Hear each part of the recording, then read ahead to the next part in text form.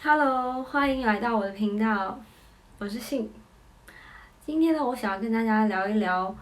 住宿的话题。大家看我穿了一身睡衣啊，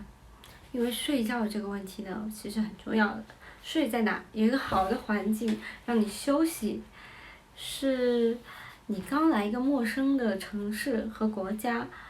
必须要解决的问题。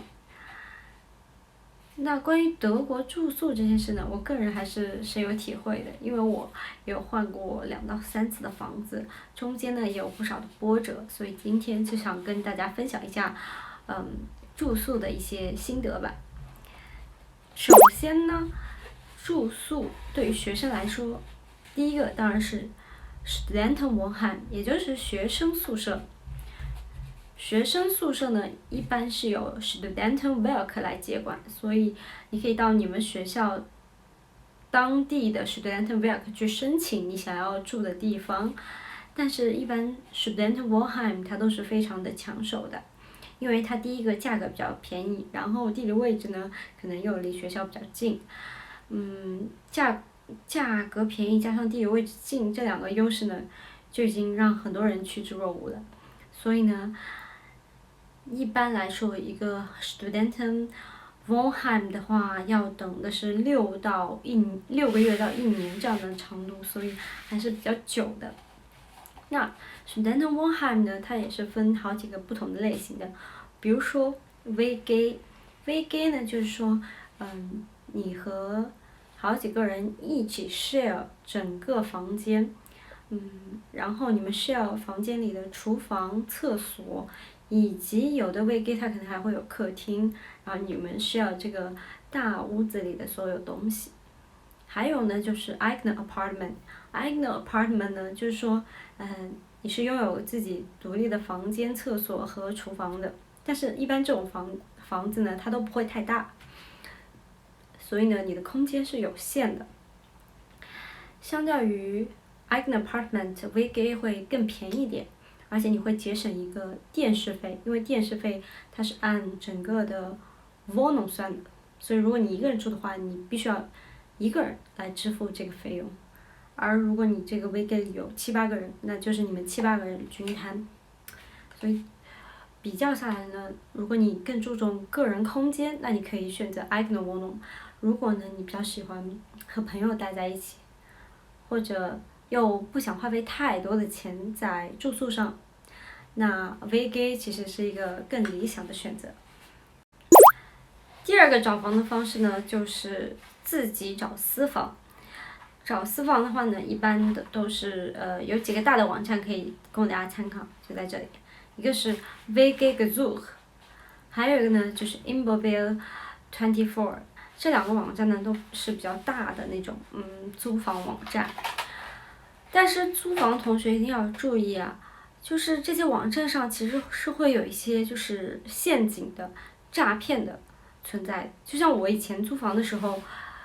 因为你那时候很着急，然后你就狂发邮件嘛，就是海发邮件，只要有地方能住的话呢，你当然就是立马就去了，对不对？这时候就有一些人抓住你的心理了，他就是会以某一些借口说啊，我这里有空房，你可以过来住，但是呢，我本人是不在这个地方的，我本人可能在英国啊，在美国啊，或者等等怎么样的地方，那你能不能先把钱给我打过来，然后我把钥匙给你寄过去？而且这些房都有一个很特点，就是它们的地理位置非常好，而且价格一点都不贵，这时候你当然就会很心动，对吧？不过大家千万要冷静啊！这种我不敢说100%，但99.9%它都是骗子。所以遇到这种的，就是千万不要打钱。一般呢，叫你先打钱的人，他都是骗子。这句话就是可以用在所有的骗术上，叫你先打钱，你还没有看到东西，都是骗子。再附加一个就是说 WG-Gesuch 上呢，其实它是相对来说是比较好用的一个网站，你可以和租房者呢有一个怎么说，有一个直接的沟通，你也可以判断这个人适不适合你，你愿不愿意跟他一起合租等等等等。而且大部分来说，室友其实在居住环境当中也是一个很重要的成分嘛。所以这2个网站，如果你们想要找房子的话呢，也是可以去看一下的。第3个还有一个呢，就是一些不可以叫私立，就是说一些第三方承包的 apartment， 就是说有点像国内的那种小型酒店式公寓一样。当然这边的公寓是没有人给你打扫卫生的啊。这边的话呢，就是说他们有一些公司就承包了1栋2栋楼，然后专门租给学生。像不来梅这边就是有 Fizz、伽利略，还有Anna Conway， 还有Campus Viva， 这些都是私人公司承包的，然后承租给学生的。这些房子有一个共同特点，就是贵。像不来梅本地的房价基本上是在400多左右吧，300-400左右。但是呢，这种房子的话，它1个月至少是要500块钱的。所以，并且它的空间并不是很大，它的空间其实是和学校的 eigener Wohnung 是差不多大的。所以相对来说，它的价格比较高。然后，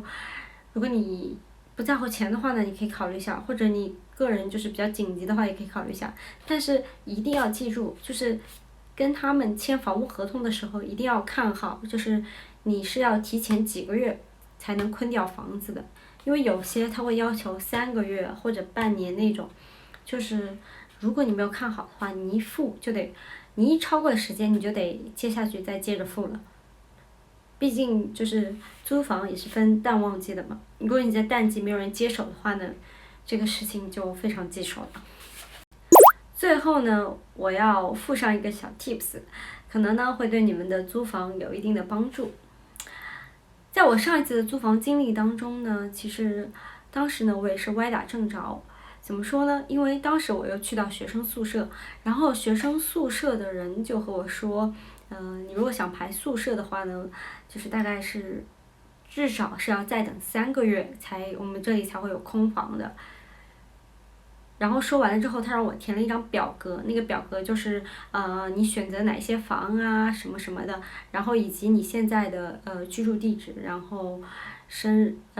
日住址，然后以及一些个人的基本情况嘛，这样子。但是当我在填到就是现在住址这一栏的时候，我也跟他说，我说我现在是住在 Airbnb， 因为我没有一个固定的住址嘛，我还没找到房子，那我这一栏要怎么写？当时那个学生处的人他就说，哦，那你就不用写了，那你这行你就空在那里吧，就别写了。OK， 然后我就交过去了。交过去了之后，大概过了2天，我就收到了一个邮件。邮件就是学生处发给我，他说现在有空房了，哎，你要不要住？哇，我当时非常兴奋，因为我没想到，因为我是抱着3个月的打算嘛，但我没想到，哇，2天我就已经收到了一个有空房的消息了，然后我就赶紧说，好，我要去住，并且我当时住的那个房子是非常好，是一个全新的房子，就是当时我们那一批是首批入住的一个全新的电梯房，还是eigener Wohnung，就是非常新。然后我进去的时候，我有和其他的一些我的邻居他们聊过，哎，我就是说很好奇啊，别人是不是就是等了很久才等到的？然后他们也给我的答案是，他们也是等了大概1-2天就收到了。然后我总结了一个规律，就是我们当时都没有填现在的居住地，你知道吗？因为我们当时都是没有现在的居住地的，所以呢，学生宿舍就会，我个人认为他们就会把这些情况列为就是比较紧急的 emergency 的这种情况，所以他会给这些人一个优先权，优先解决这些人的问题。所以呢，我们呢就很快的被安排到了那栋楼。也就是说，哎，无心插柳，就是如果大家呢也是处于一个无处可住的状态的话，也不妨就试一试，就是当下住址那一栏呢，如果没有的话就不用硬填，对吧？就不用硬填一个地址，可能会空下来呢，学校会加快这个速度。当然，可能我也是比较碰巧，他当时可能刚有一栋新楼会竣工，所以把我们安排进去，这种事就说不定。对，不过如果你们想要试一试的话呢，我也是推荐可以不要填这行，maybe 会加快它的速度。好了，今天呢，信息提供的有效信息就到这了。下一期呢，我准备给大家看一下我住的房子，所以呢，下一期将是一个 room tour 环节。如果你们感兴趣的话呢，就请点 subscribe， 然后关注我。过两天呢，我就会更新我的下一期视频，所以敬请期待吧。